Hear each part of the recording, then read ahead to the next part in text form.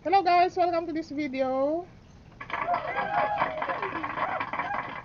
Please follow my accounts na guys, or subscribe to my channel and I'll get back to you. I'll do the same to you. That's 100% legit and that's a promise guys. And our topic for today guys is about bilis. Pero hindi nakakatuwa itong topic natin guys. Na hindi ko man lang guys napakinabangan si G Gibbs para gamiting pambayad kay Bilis. Hindi naman guys, wala naman akong planong gamitin si G Gibbs sa ano. Wala naman akong planong gamitin si G Gibbs kay Bilis. Kaya lang tanong ko lang guys kung sa akin lang ba ito na si G Gibbs ay wala dito kay ano guys, wala dito sa ano, dito sa GCash, loans, bills. Pag pumunta ka sa bills guys, makikita mo doon ang loans. Punta ka sa loans, makikita mo doon si Bilis guys. Yun nga, dati kasi guys is na-notice ko na pag itong icon ni Bilis guys, meron siyang G Gibbs.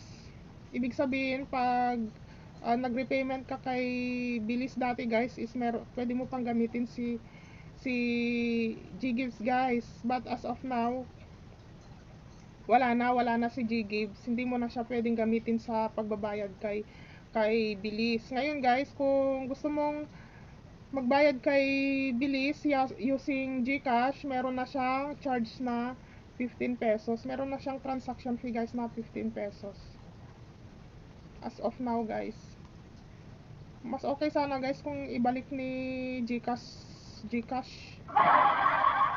si G Gibbs sa Bilis guys, no, para naman ma-experience natin gamitin si G Gibbs pambayad sa utang natin kay Bilis. Yung utang mo kay Bilis, mangungutang ka kay G Gibbs ng pambayad kay Bilis. May sense ba? Siguro tinanggal kasi walang sense eh. Mangungutang ka para pambayad ng utang. Siguro. Eh bakit naman yung iba dito guys, 'di ba? Bakit naman yung iba meron naman doon si G-Credit, si G-Gives sa ibang mga loan platforms, 'di ba guys? Yun lang naman. So yun lang naman guys.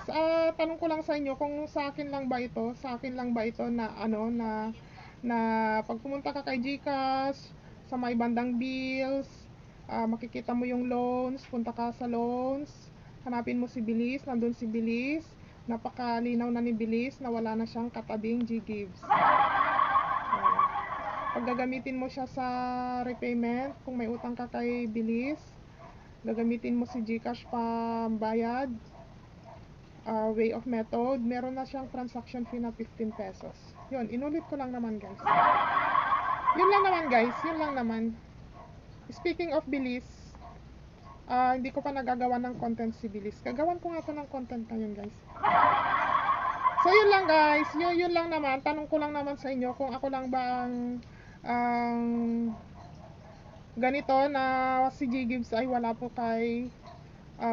siya as payment method kay Bilis. Yun lang guys. Thanks for watching. Bye. Until my next video guys. See ya.